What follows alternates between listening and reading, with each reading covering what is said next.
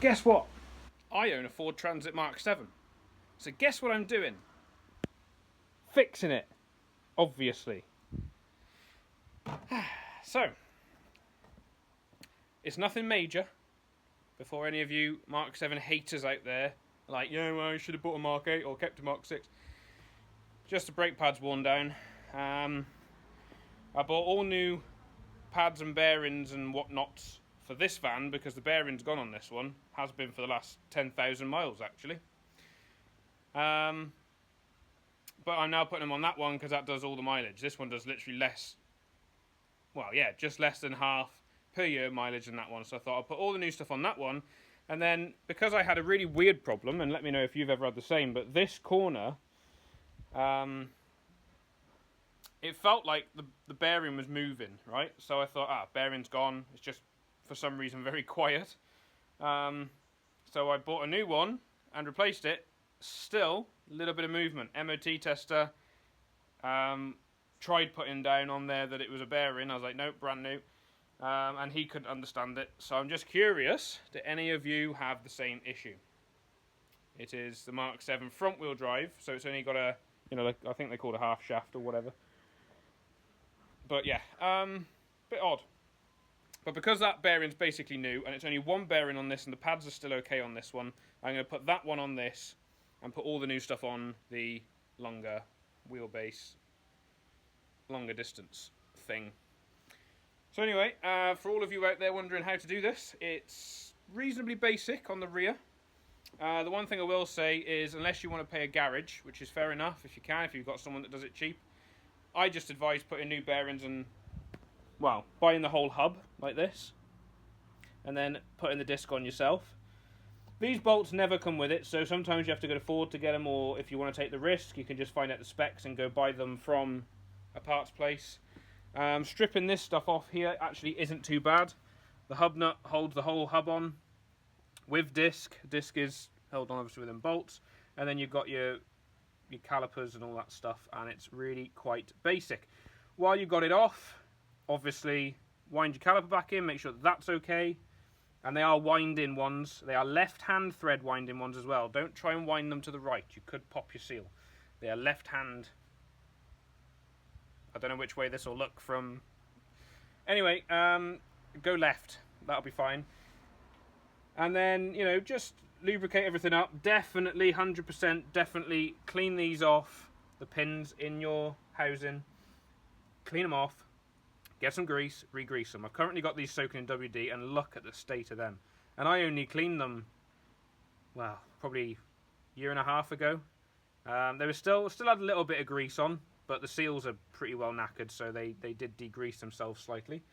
But I'm just letting them soak in WD-40 to really try and just clean any crud off, anything that's going to slow them down from being the nice free-moving things that they should be. Tighten these up so that nothing falls apart. Basically,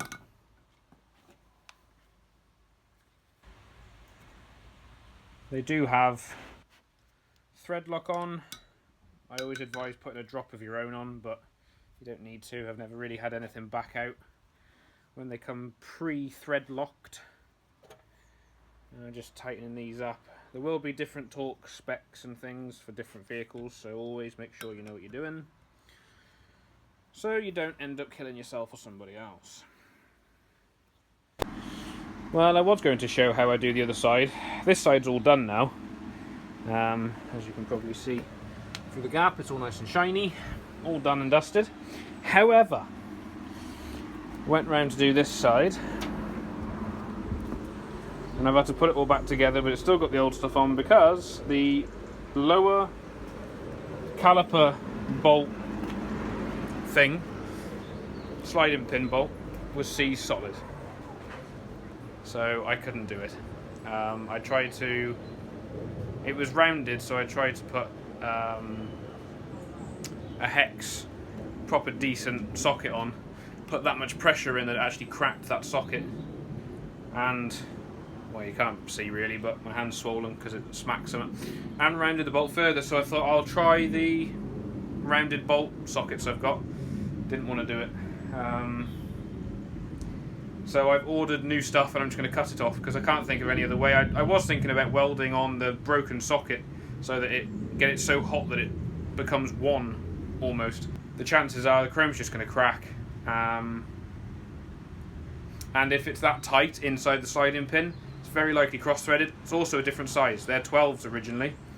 All the hardware from this side is used again because there's nothing wrong with it. It's good hardware. They've put a 13mm, and it doesn't mean specifically that it's a different thread, but the fact of how seized that is in there, I think they've gunned a 13mm into it, and it's different thread and it's cross-threaded and whatever else. So I've just ordered new, got the new stuff, got the tools, fitted that side, and now I'm doing the bearing on this van, which is the same process. So I'll show you through this what you have to do. So obviously with this one I've already started just to make life simple. Took the wheel off, all the basic stuff.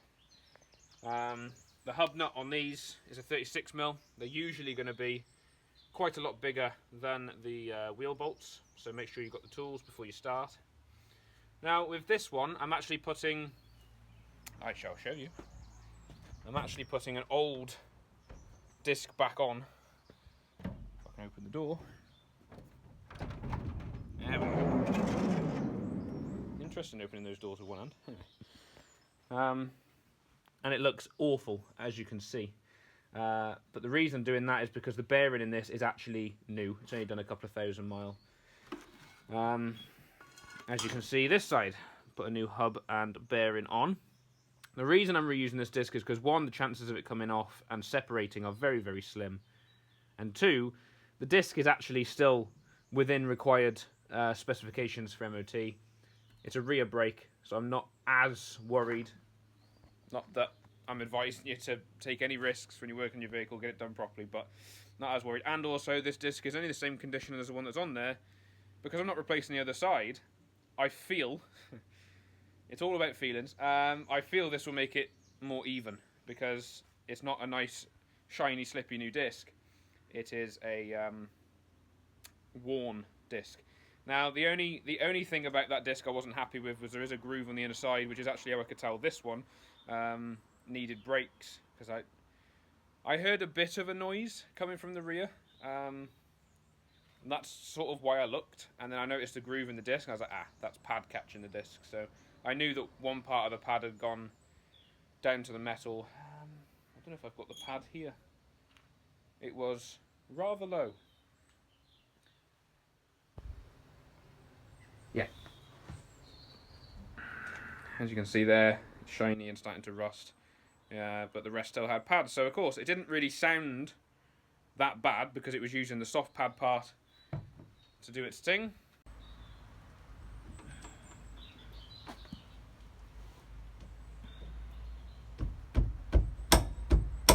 There we go.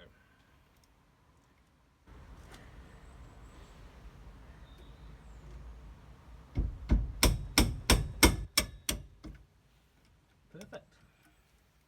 I think they're like 15s for the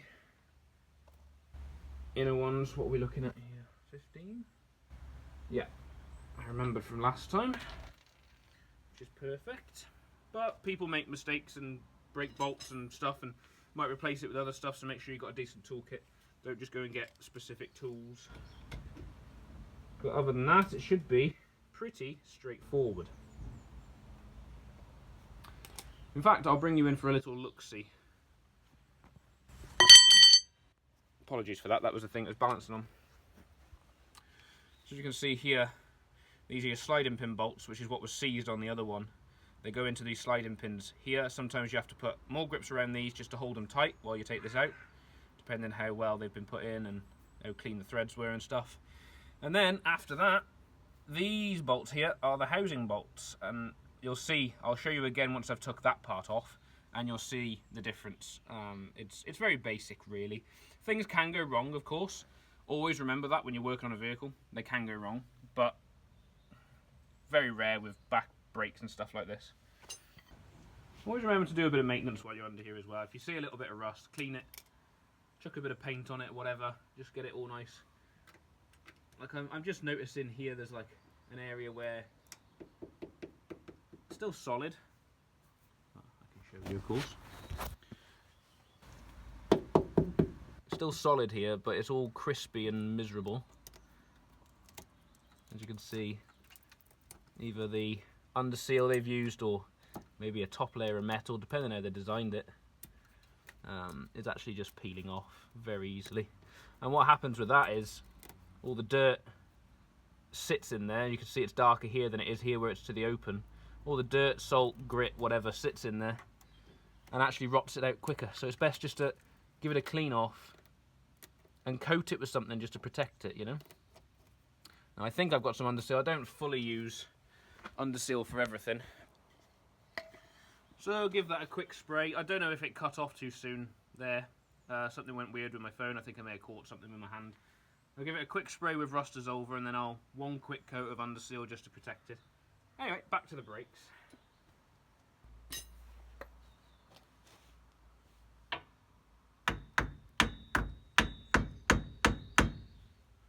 Yep, it's moving. I just need to pry it now or something. 0.3 miles away. Pop them in there. Where does the handbrake on a bit?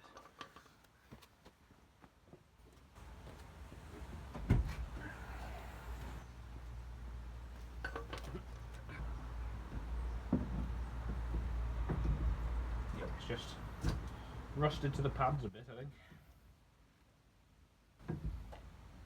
So it is good to check, service, make sure that your brakes aren't binding.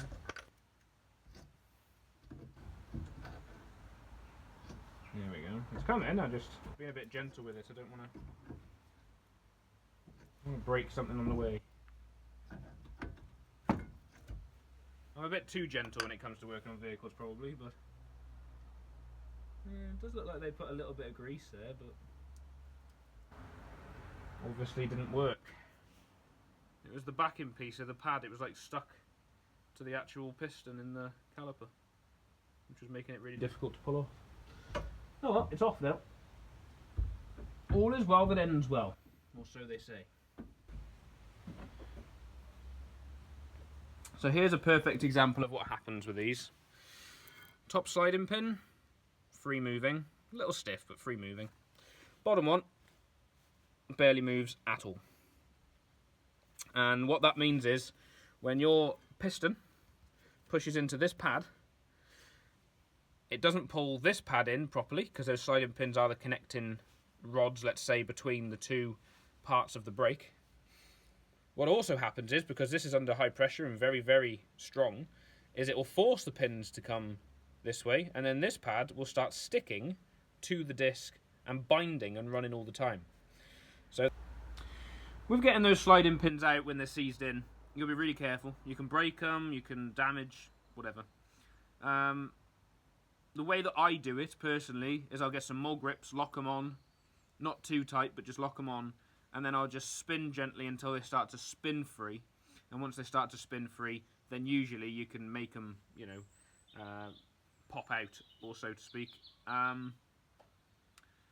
You can pull the seals back. If you've got new seals especially, just tear the old ones off, get a load of WD-40 in there, it'll unseize them usually. But usually, I mean, I don't think I've had any serious issues with the mole grip idea. It seems to work, so I'll show you the method now.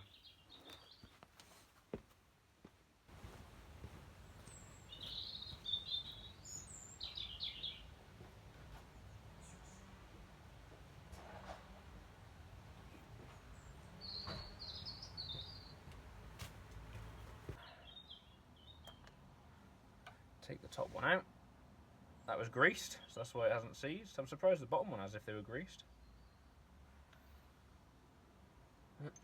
Mind you, could use the wrong grease. I used to use the wrong grease on my vehicles because I serviced the brakes so often I never worried about it.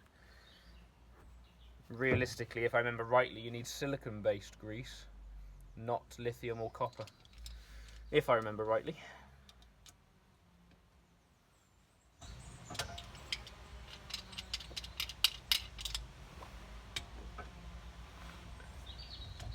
So yeah, just get it to the point where they lock on, nice and easy. Get some. I mean, sometimes they won't even move like that. I mean, they're properly seized sometimes. If you can get them to move like that, it breaks all the seal off inside, and then just start putting a little bit of pressure outwards as you turn, and sometimes, which won't be this time because it'll prove me wrong, but sometimes they'll come out of their own accord. Right, I've adjusted a couple of things. I've got more motion. These I've got stupid little rubber things on, if I remember rightly. And that's why they get so difficult to get out, because the grease dries up over time and then the rubber, well, just does what rubber does. So we've got a bit of a difficult one. It's not coming out easy. Tried a little bit of WD, didn't free it up at all, so it's just got to be that piece of rubber which is like all the way down here, making it frictious. So the other way I'm thinking is to actually squeeze it inwards and break the steel that way. I don't have a G-clamp with me. This is what I got. It's not great, and I'm not going to be able to get much pressure on it, but it might do the trick just to make things move a bit. It's definitely that rubber, because it is moving. It's just being held back by something, so it's definitely that rubber. Why would you put rubber in brakes that get hot in a confined space?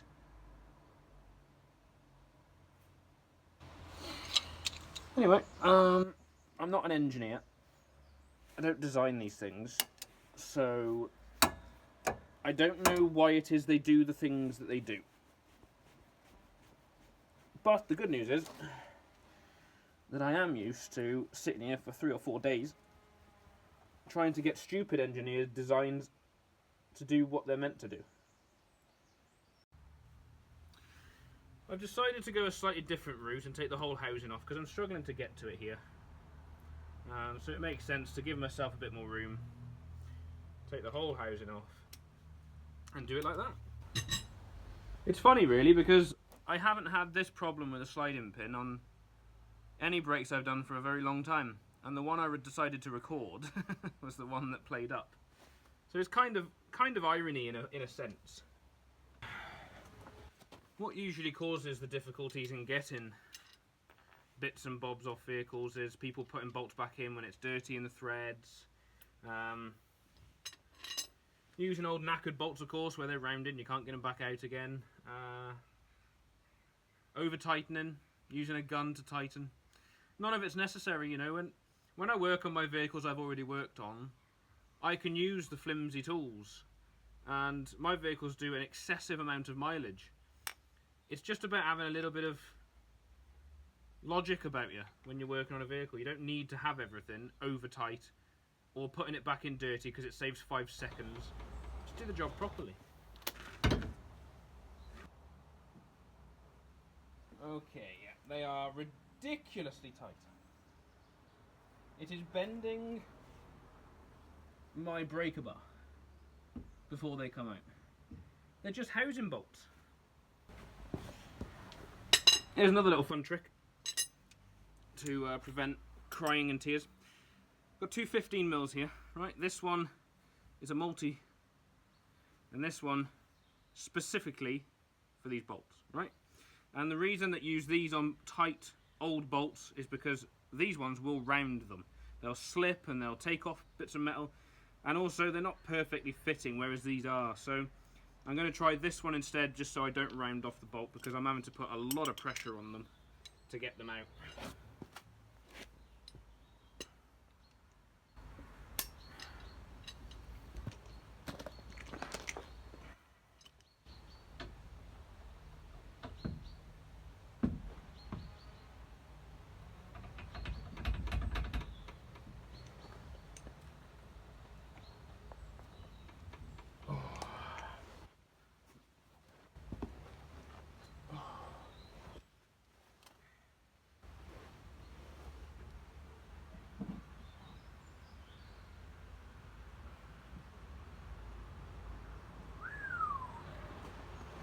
That is really, really tight in there. I'm a bit concerned it's going to round off. So what I'm going to do is I'm going to take the top bolt out so I can actually get movement in the whole housing and maybe break a bit of a seal.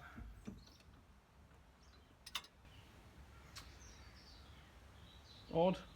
Just over tight, I think. They don't look dirty inside. They look, that's what I'd expect. I mean, there's a little bit of rust at the bottom end, but that's normal. So I think they were just over tightened. So what I'm hoping I can do now is I can move the whole caliper housing.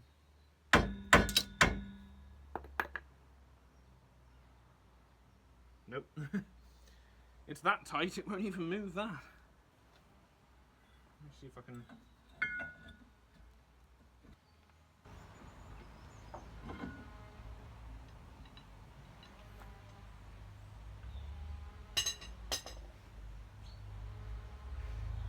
I'll show you what I'm trying to attempt. Because... where are we? This bolt is the one that's over tight. It's already starting to round, I can see it getting shiny on the corners. And because this one's out, in theory, this unit will slide outwards like that. But it won't even do that, that's how tight that bolt is. We're going using my body weight. There we go. I'll show you what I meant now. So see how the housing's now come away, and that's still in down there, so I can use the housing itself as a pivot point to break the seal of the bolt maybe. There's lots of little weird and wonderful ways to try things.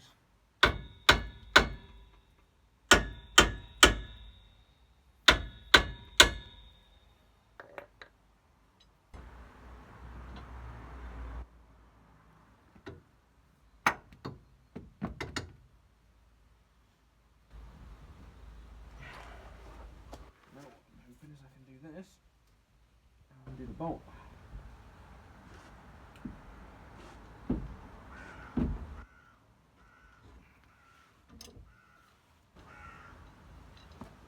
That works a treat. Bolt's loosened, not damaged.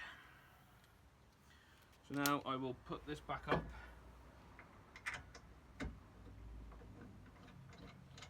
Pop that bolt back in.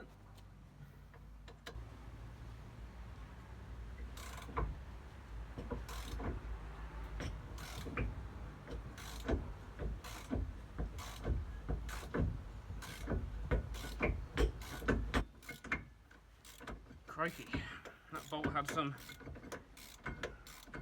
some stubbornness about it, but we're good, we're going.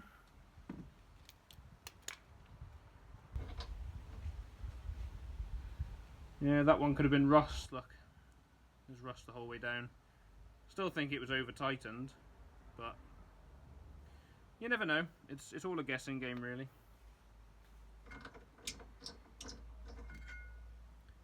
So, housing off. Now I've got to get this little devil out, and then we can start getting the hub off.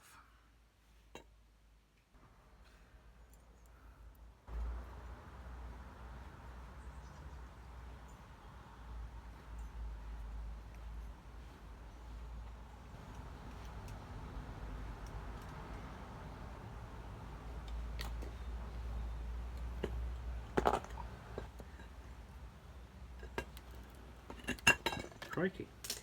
If I had a blowtorch, I'd just heat this up and then it'd expand and then things would move, but unfortunately I don't have one. Well, to hand. Oh, it's very rusty in there. Okay. The seal's obviously gone. That's what's caused the problem. Oh dear. Right.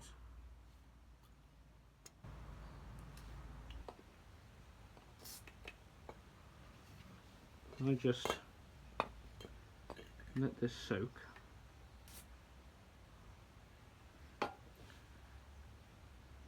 Leave it a minute and then see what happens. Here we have a Make It Happener. Now, it's a bit of a beast, but it's a hydraulic polymuck pull tool thing. Something like that. Anyway, and yeah, so you have to wind it up to where it needs to be. This is the new one, so I'm hoping it works. And it's very heavy.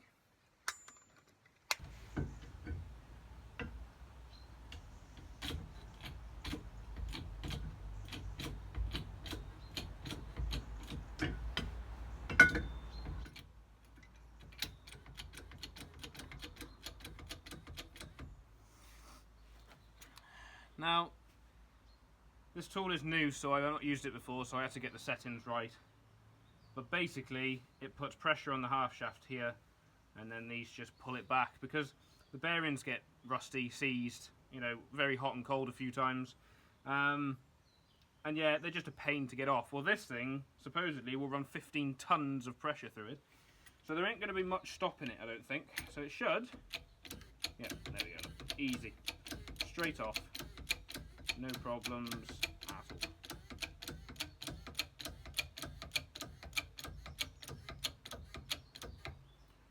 Cool. And then it's as simple as you grab it, release the pressure.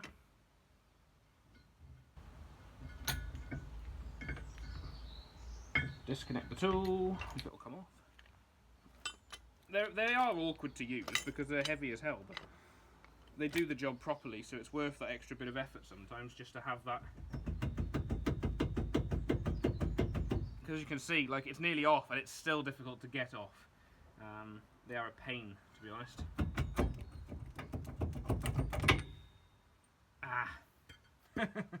The bearing has remained. Yeah, this is obviously the bearing that was failing, and it has remained in situ, as you can see, which is going to be fun. I shrunk it to fit the suits to the needs, you know? I popped it in the washing machine, and then straight in the fryer, and then straight in the freezer, and it shrunk down to this size, so now it's the right size for the purpose.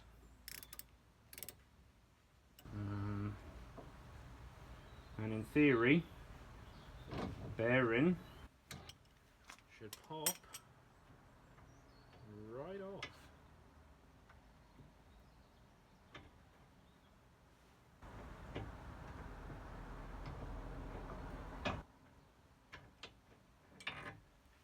Like that.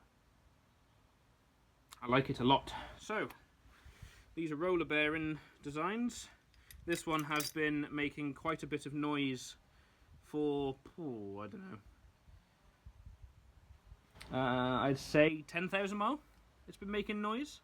It's just got worse over the last few, so I knew it was time. The bearings are still just about rolling. I probably would have got another couple of 1,000 mile out of it. But, you know, it's just silly to risk things with vehicles. It's better than being broke down at the side of the road with a failed bearing. And because I was doing the other van as well, that bearing in there was new very, very recently. I thought it just makes sense. So yeah, bearing off. Now for this stage, you want to get some of the best toilet roll you can find. Perfumed, expensive stuff, right? Why is this door better? Could be the missus, the wife, the neighbour, anyone. Just make sure it's perfumed.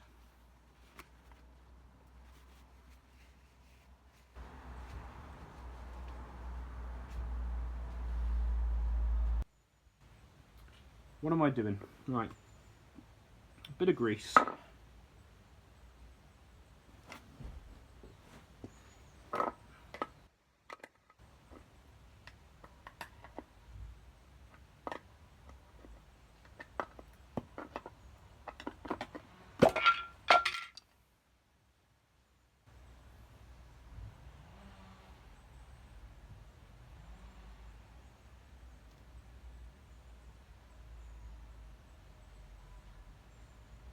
Have you greased your shaft recently? ABS sensor. I always clean the ABS sensors because they get covered in crap and give wrong readings, and then your lights come on and you start crying because something's not right. I can't afford it this week. Just dirt, mate. Right, on it goes. On it goes. On it, there we go. See how easy that was? Do you have the time to listen to me whine about nothing and everything about vans? I am one of those very foolish people who try to fix them for themselves on a budget. Sometimes I give myself the creeps. Well, this is a bit harder to get on than I thought. Nice nylon locking hub nut. I'd have used the bigger bar than that. Right, I'll tighten that up in a bit. That's on. That's better. I would identify that as deceased at 1:24 p.m. Awesome. Now back to our glorious, fantastico sliding pin. I'm going to add a bit more of this for good luck. Alright, get her overflowing with it.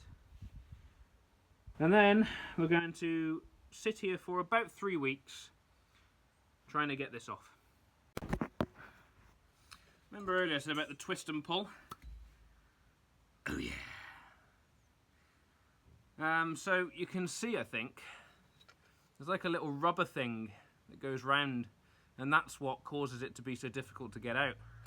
And you probably won't see inside, but if you can just about see what I mean, it is just rust mud in there. So either the seal's failed or they've put it back in dirty, which is something you should never put it in dirty.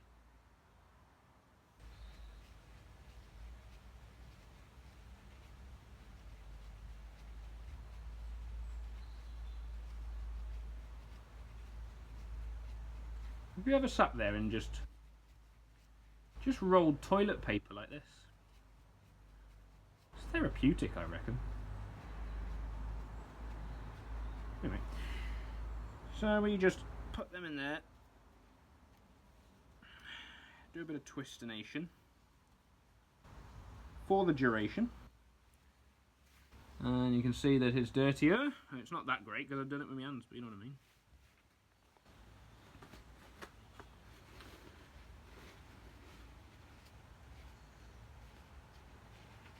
Here I go again, rolling bog roll.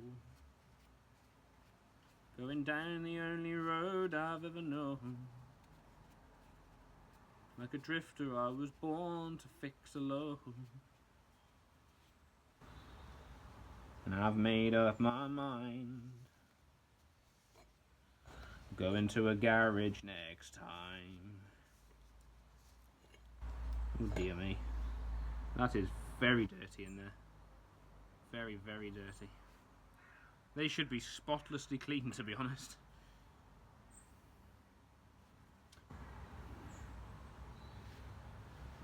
And just to double check, more gunk. Feel around the edge of the thing, it should feel smooth, you know, metal on metal. No roughness, that's perfect if that's like that. Same with this one. Yeah, lovely jubbly, excellent. So what I'm going to do now, oh, I can actually see there's a little bit of dirt left in there. Anyway, what I'm going to do now is I'm going to use the solid thingamabob, get some grease. What have we got here now? We've got silicone grease, produced from pure polydimethylsiloxane. It's the right stuff, you know? It's like, you know what I mean? Anyway, but look how dirty it's coming out. There's so many ingredients. Right, I'm not even going to carry on. I'm going to behave. Right, brakes. So yeah, we've got a nice clean shaft. And push it in. And it just exploded everywhere. All brown as well, really odd. I have to clean that out properly. It's absolutely gross inside.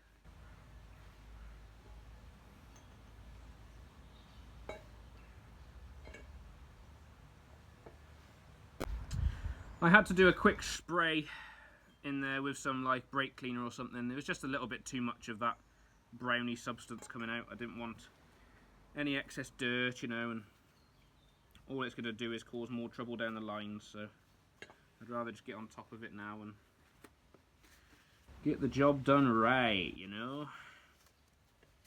Just cleaning out this top bit where the seals go in. Get all that nice and clean.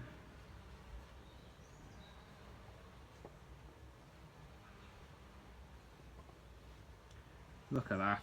Shining now. Shining. Shine bright like a caliper housing.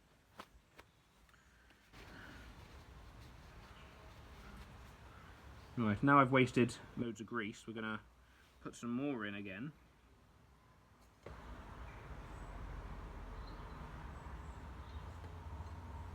That's in. I need to make sure I brake clean all these down. In fact, let me do that right now.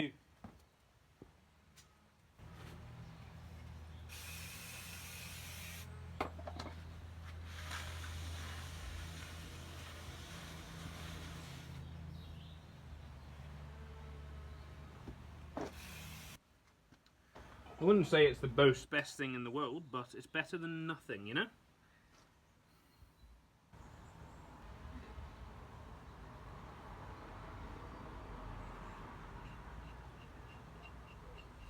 Just WD-40 these up a little bit. Put them in, take them out, give the bolts a quick clean before they go back in. Just takes a little bit of the dirt off and, you know, a little bit of the rust away. Realistically, if you want to do this properly and you don't want to come back to it again, you should always replace any hardware that looks rusted and stuff like this, but I do my own vehicles, I work on them myself, so I don't worry too much.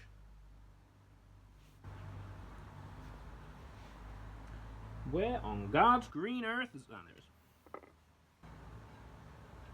There it is. See, perfectly clean bolt. And I brought out rust from inside the thread. It doesn't take a second, and it just helps to prevent issues in the future getting stuff off. Makes the job easier to put back together, especially if you've got like an awkward position or something you've got to get in. While it's off, you may as well do the best you can with it.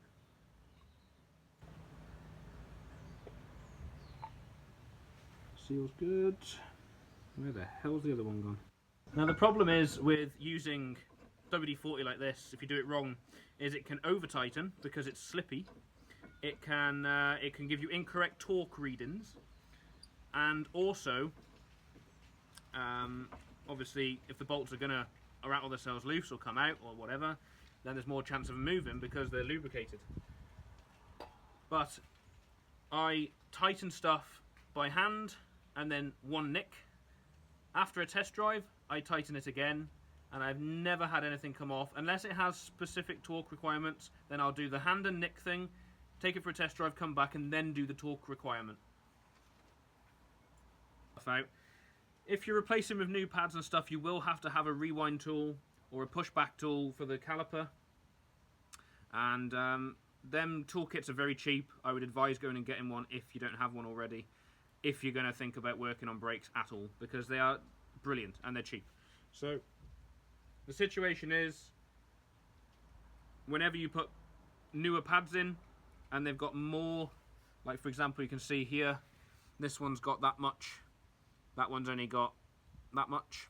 So if I was to put two in like that after they'd had them in, I'd have to push the caliper back for the amount extra on the two pads.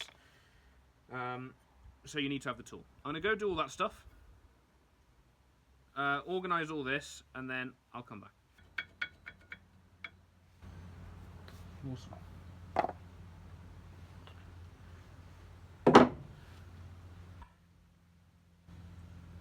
Now to put the caliper back on, which might need rewinding because I have put one pad that is back. I've put one pad in that's bigger.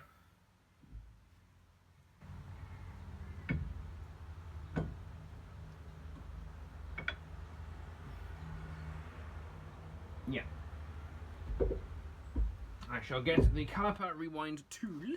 So a caliper rewind tool kit will look something like this. You may have seen them on like TikTok and stuff, people selling them cheap.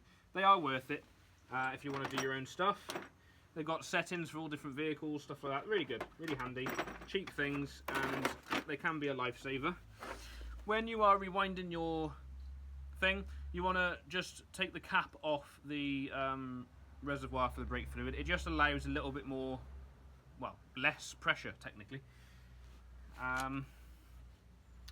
Yes, so we've got left hand and right hand, and I can't remember what the hell this is, so we're just going to go with whatever. I'll make it work. Right, so this is how easy it should spin. A little bit of force and then spinning easy. If it's harder than that, you might have a seized caliper. Rewind it back.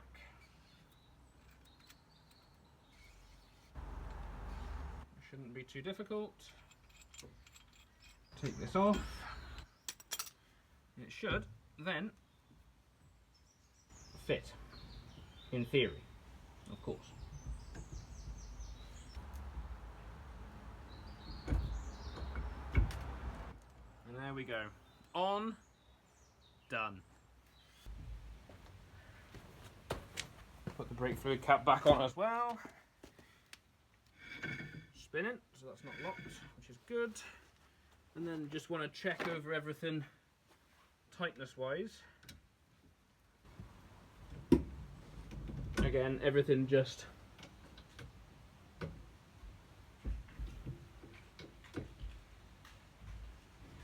as tight as you can for now.